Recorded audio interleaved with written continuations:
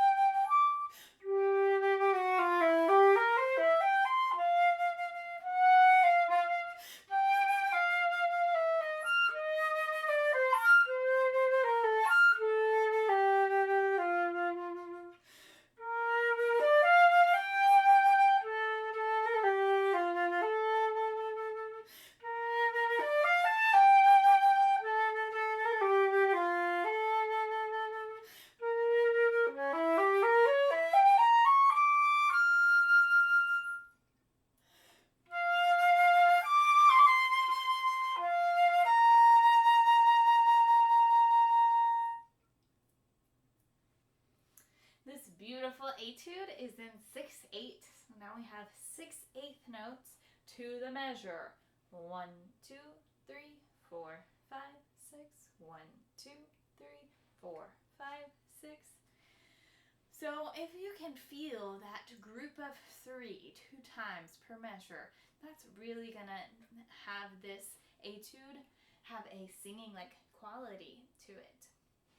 The rhythm in the beginning, because it's a dotted eighth note, that dotted eighth note gets a beat and a half.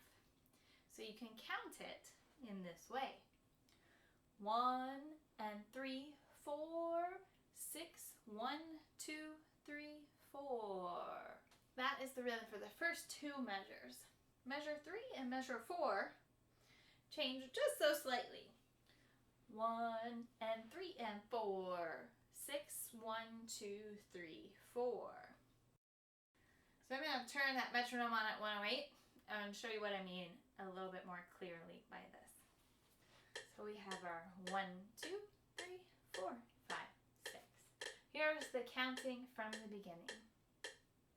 1 and 3, 4, 6, 1, 2, 3, 4.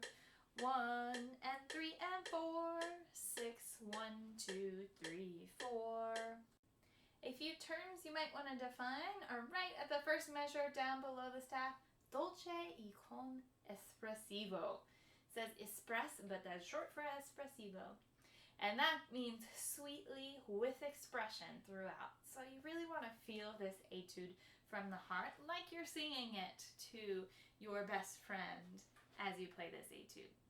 At measure 8, you have a marking that says dim. That's a diminuendo.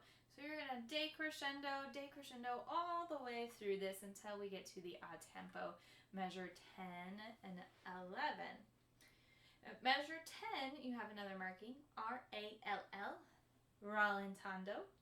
That means to stretch or to slow down at the last 3 notes of measure 10.